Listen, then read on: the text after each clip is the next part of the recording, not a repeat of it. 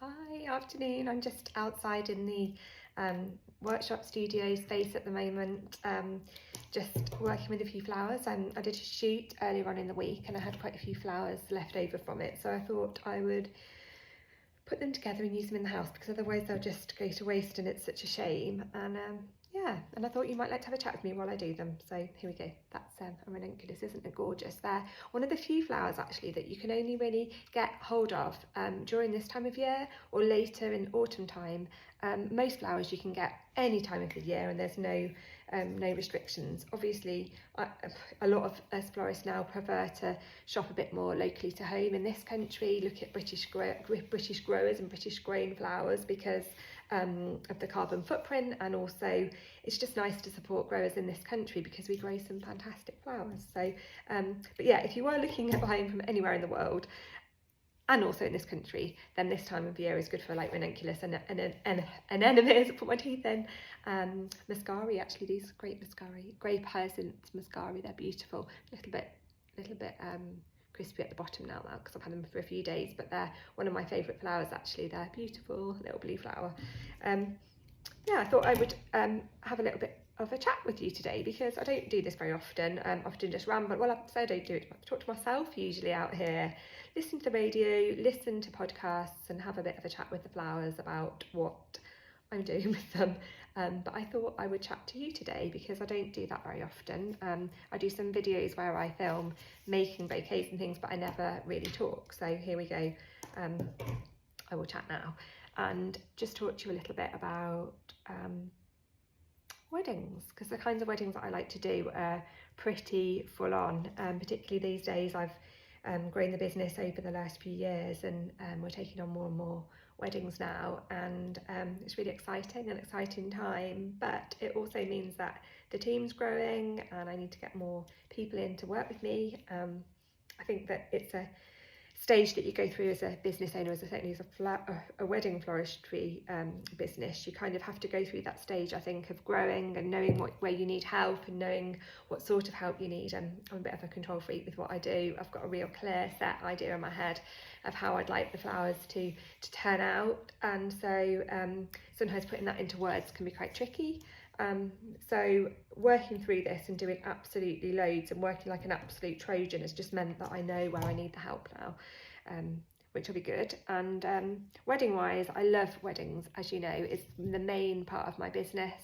I do workshops and classes, but weddings are always will be, you know, the real thing that gives me a massive buzz with what I do.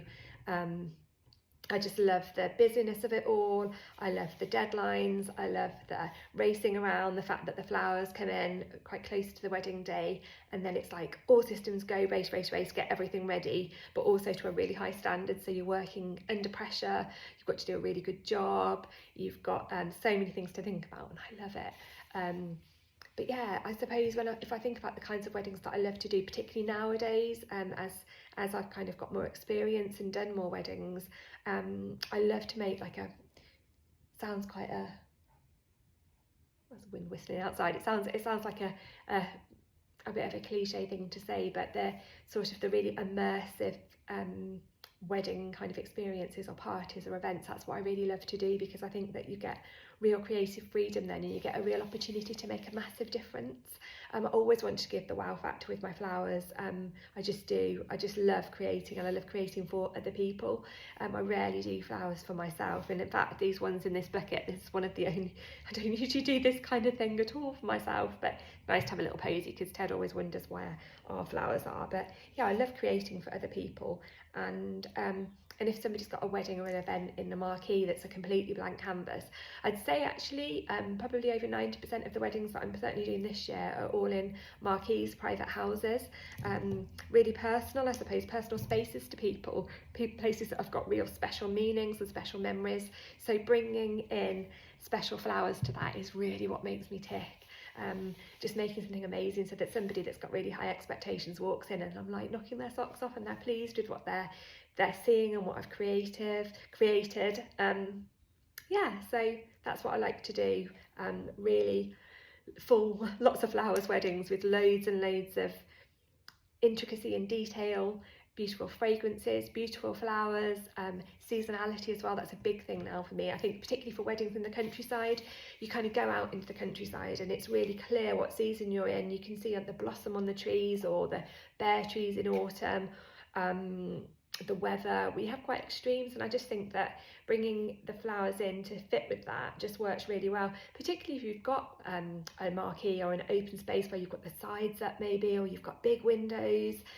Even in these big barn venues, you've got big windows, so you can clearly see the surroundings and the colours that are surrounding you. So sort of bringing that out and inside the building or the structure that you're working in is really important to me. So yeah, thought that was a nice little ramble this afternoon. And while we're talking, I've almost finished these flowers, which are just ready to go into the house. So Ted will be pleased because it means we get to have some flowers for a change. So have a lovely Sunday.